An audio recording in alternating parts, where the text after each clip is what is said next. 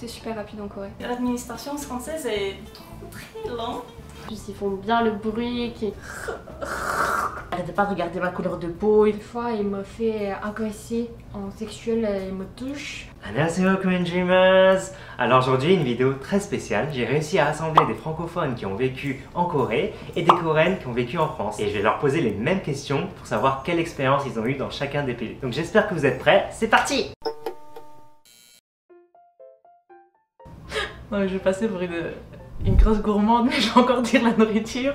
C'est trop bon quoi, c'est pas cher du tout. On peut aller au restaurant tous les soirs. T'as des petites mamies qui te préparent des plats et tout. C'était super rapide en Corée. Que ce soit l'administration, quand j'ai eu dû m'inscrire à l'école ou pour faire un compte en banque ou quoi que ce soit, c'est super rapide. Je me souviens quand je suis arrivée en septembre, je suis allée à la banque pour créer une carte bancaire. 20 minutes après, je suis ressortie, j'avais ma carte bancaire activée, mon compte ouvert. Ce qui est ouvert tard en fait, moi je pensais que bah voilà, 19h c'était fini. Tout est tout le temps ouvert. C'est vraiment génial parce qu'on peut vraiment manger à toute heure du jour ou même de la nuit. Très vivant en fait le soir, les gens ils sortent, il y a plein de gens dans la rue. Tout ce qui est divertissement, tu peux aller n'importe quel moment de la journée, n'importe quel moment de la nuit, tu vas trouver des trucs ouverts, il y a des billards, il y a des karaokés, des trucs avec des jeux d'arcade où tu peux faire des fléchettes, faire du basketball, des trucs comme ça. Le sentiment de sécurité. En Corée on peut rentrer seul la nuit, le soir, il n'y a pas de souci, on peut dormir dans le métro, il n'y a pas de souci. Dans les cafés, il y a très peu de vols. Ce que j'aime plus pour la vie quotidienne, ce sont des nourritures. Pas chères, mais avec des hautes qualités quand on compare le même prix en Corée. Évidemment les alimentations, les pâtisseries et les desserts, comme le flan et les tartes aux pommes, les tartes au citron, tous les types de tartes, riz au lait. L'apéro. On boit un petit peu de l'alcool ensemble, on discute, qu'est-ce qu'on a fait aujourd'hui. Ça m'a fait un peu de l'ambiance avec des familles, du coup je trouve que c'est vraiment bien pour la vie quotidienne. Variété de nationalités et beaucoup d'expériences différentes que moi, du coup ça m'a fait agrandir mes expériences. Le tram, ça me manque beaucoup. Ça me donne l'ambiance de voyage. Il n'y avait pas beaucoup d'embouteillages, il n'y avait pas de grands immeubles. En Corée, il y a beaucoup d'embouteillages, il y a beaucoup de voitures, il y a beaucoup de grands immeubles. Une particularité qui est bien en France, c'est aussi il n'y a pas de compétition à l'école.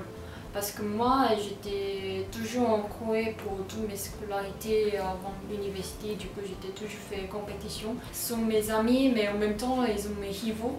Parce que les notes c'est l'évaluation relative, du coup ça m'a stressé pendant très longtemps.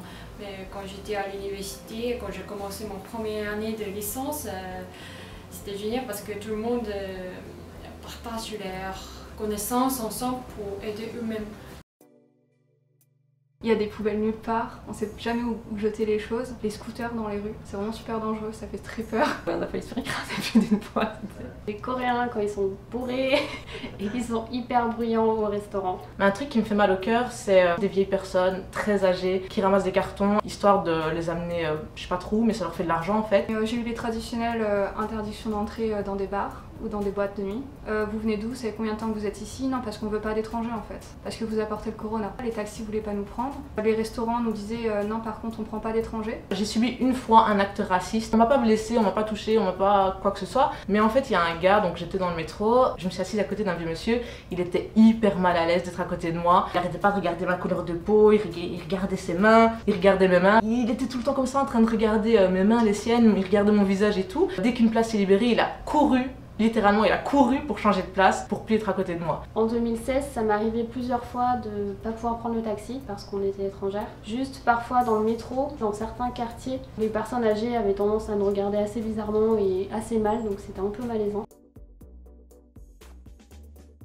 Les manifestations. Il y avait beaucoup de manifestations de tram. Il y a des étudiants qui ne pouvaient pas venir à l'université à cause il n'y avait pas de transport. Ici, il y a des manifestations.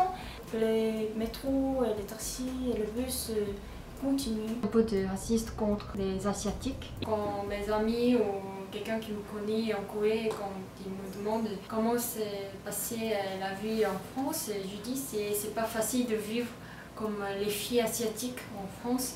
parce qu'il y a des gens racistes, mais des fois il me fait agresser en sexuel, il me touche. C'était dans le tram, du coup il y avait vraiment beaucoup de personnes. C'est sûr qu'il y a certains qui ont déjà regardé, mais ils ne voulaient pas m'aider. La ville de Nantes, c'était une ville très paisible. Il n'y avait pas beaucoup de discrimination, mais il y a des gens bien sûr qui me parlent ni hao, comme ça. Mais... Dans centre-ville, j'ai entendu ni hao, des chinoises. Chinois. Au début, quand j'étais en première année, je n'ai pas tout compris les Français. Je croyais qu'ils me trompaient de penser que je suis coréenne ou chinoise. Du coup, j'ai dit à chaque fois, non, je ne suis pas chinoise, je suis coréenne, c'est pas Nia, c'est annyeonghaseyo. Mais quand le temps est passé, j'ai capté que c'est raciste. Du coup, je dis plus rien. Et je ignore à chaque fois quand ils disent. Ils réagissent toujours comme les Asiatiques sont plus bas que eux. L'efficacité avec laquelle la Corée a géré la crise du coup, parce qu'on a bien vu, comparé à la France et aux autres pays, que tout le monde suit les règles. Quand vous devez porter un masque, même avant que ça devienne obligatoire, tout le monde le portait. La propreté, c'est un pays très propre, que ce soit la rue, même les gens. La rapidité de service dans les restaurants, c'est un truc à peine assis, déjà on a le menu, ils amènent tous les banchan et à peine on commande, 5 minutes plus tard le plat est sur la table, on peut manger. La première chose, c'est l'administration. J'avais déjà entendu que l'administration française est très lente.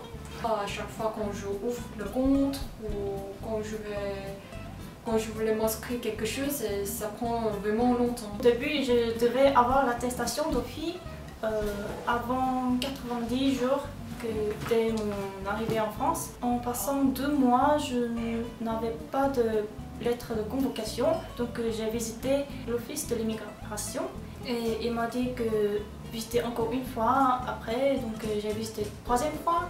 J'ai reçu la lettre de convocation, mais c'était 1 semaine avant que mon permis de 90 jours finisse. Finalement, j'avais un rendez-vous le 88e jour et j'ai finalement reçu les documentaires temporaires. C'était très stressant et même ces documentaires étaient temporaires.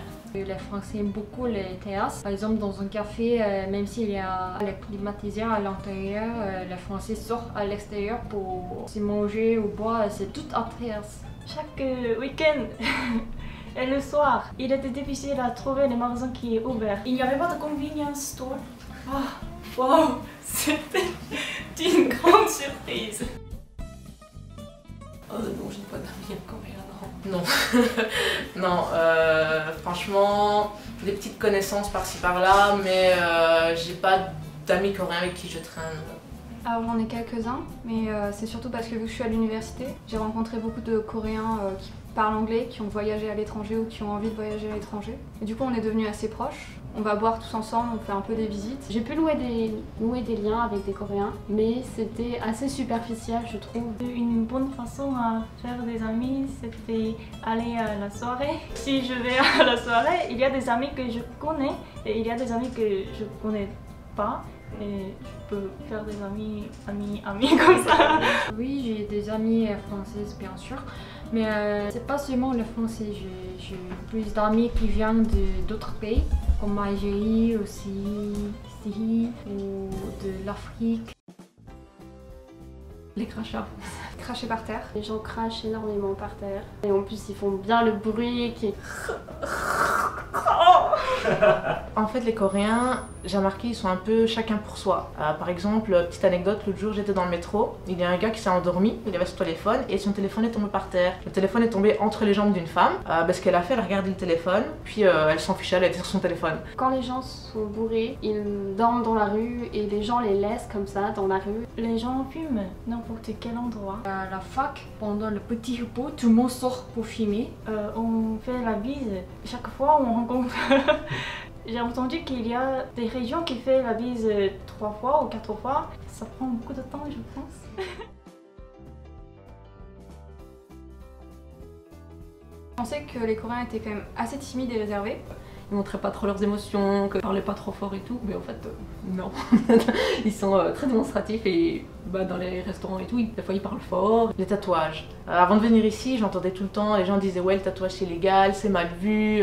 Voilà, moi j'en ai quelques-uns. Et avant de venir ici, je me suis dit mince, je vais voir les camoufler, toujours mettre des longues manches et tout. Mais en fait c'est faux. Il y a plein de gens qui sont tatoués ici et c'est hallucinant parce que quand ils sont tatoués, ils font pas à moitié. Ils ont tout un bras, toute une jambe, le cou.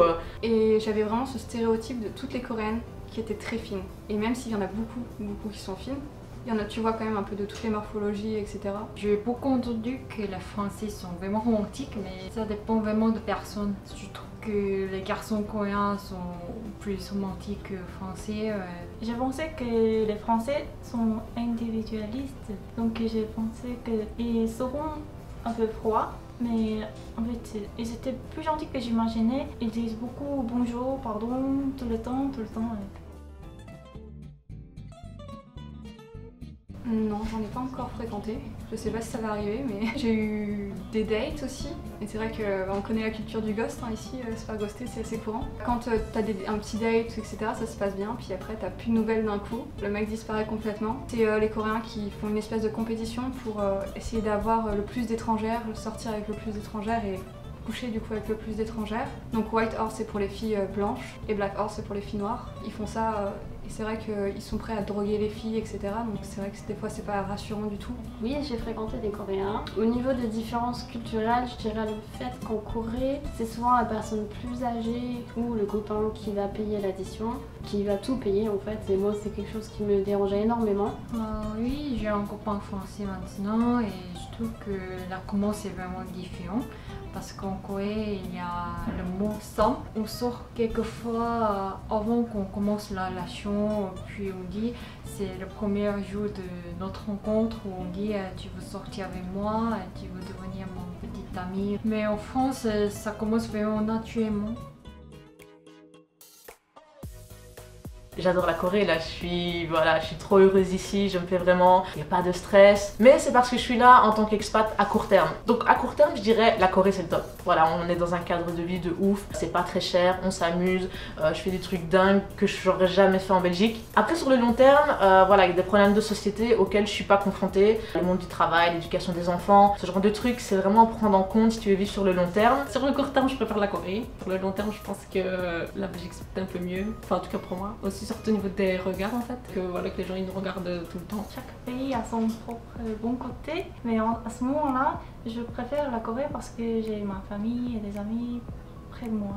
Pour l'instant en Corée, ça fait seulement 6 mois et demi que je suis là, donc j'ai pas encore tout découvert, donc je vais rester ici pour l'instant. Après on verra plus tard comment ça se passe, quand j'aurai appris à trouver plus de défauts à la Corée, etc. Sans hésiter, en Corée. Ce sentiment de sécurité, le fait que la ville soit hyper dynamique, notamment Séoul avec tous les restaurants. Je te dis que je veux pas vivre en France pour certaines discriminations qui m'ont stressée, l'administration aussi. Mais finalement, quand je pense aujourd'hui, j'aimerais bien vivre en France si je trouve un travail et quand je suis stabilisée en France. C'est la fin de cette vidéo, j'espère que ça vous a plu. N'hésitez pas à laisser un commentaire, à laisser un pouce bleu et puis à me dire ce que vous en pensez. Donc abonnez-vous si vous voulez voir d'autres vidéos. Et puis très prochainement, je vous en fais une autre avec la version des mecs. Je pense qu'on aura des réponses assez intéressantes aussi. Prenez soin de vous, je vous dis à très bientôt pour d'autres vidéos. Annyeong!